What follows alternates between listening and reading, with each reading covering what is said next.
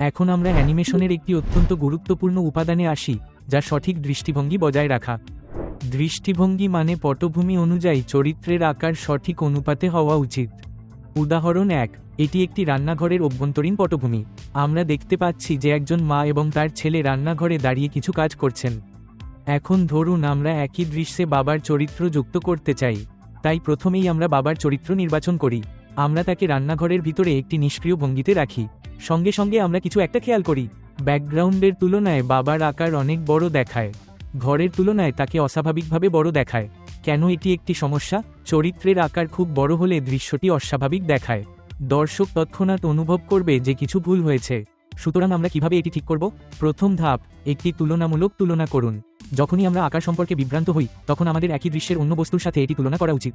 উদাহরণস্বরূপ, মায়ের উচ্চতার সাথে বাবার উচ্চতা তুলনা করুন, রান্নাঘরের টেবিলের সাথে তুলনা করুন, দরজার উচ্চতার সাথে তুলনা করুন। আমরা যদি চরিত্রটিকে তুলনা না করে রাখি, তবে তাকে খুব বড় দেখাতে পারে, যখন মহিলা চরিত্রটি ছোট বলে মনে হতে পারে।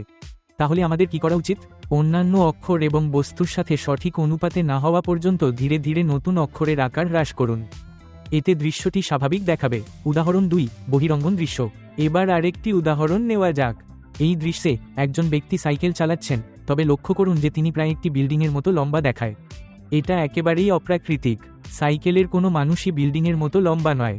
তাই এই পরিস্থিতিতে আমাদের চরিত্র এবং সাইকেল উভয়ের আকার কমিয়ে আনা উচিত। গুরুত্বপূর্ণ, পথটিও সামঞ্জস্য করুন। যদি কোনো পথ ইতিমধ্যে অক্ষরে প্রয়োগ করা হয়, তবে পথের আকারও একই অনুপাতে সামঞ্জস্য করতে হবে। তা না হলে আন্দোলন অস্বাভাবিক মনে হবে। এখন একবার সঠিক আকার সেট হয়ে গেলে খেলুন। আপনি দেখতে পাবেন যে সাইকেল চালানো ব্যক্তিটি বিল্ডিংয়ের কাছে সঠিক অনুপাতে উপস্থিত হয়। এখন দৃশ্যটি বাস্তবসম্মত দেখাচ্ছে। দৃষ্টিভঙ্গির সুবর্ণ নিয়ম: সর্বদা চরিত্রের উচ্চতা দরজা, টেবিল, গাছ, বিল্ডিং এবং অন্যান্য চরিত্রের সাথে তুলনা করুন। অনুমান করে কখনোই আকার সেট করবেন না। সর্বদা একটি তুলনামূলক বিশ্লেষণ করুন। এইভাবে আমরা অ্যানিমেশনে সঠিক দৃষ্টিভঙ্গি বজায় রাখি।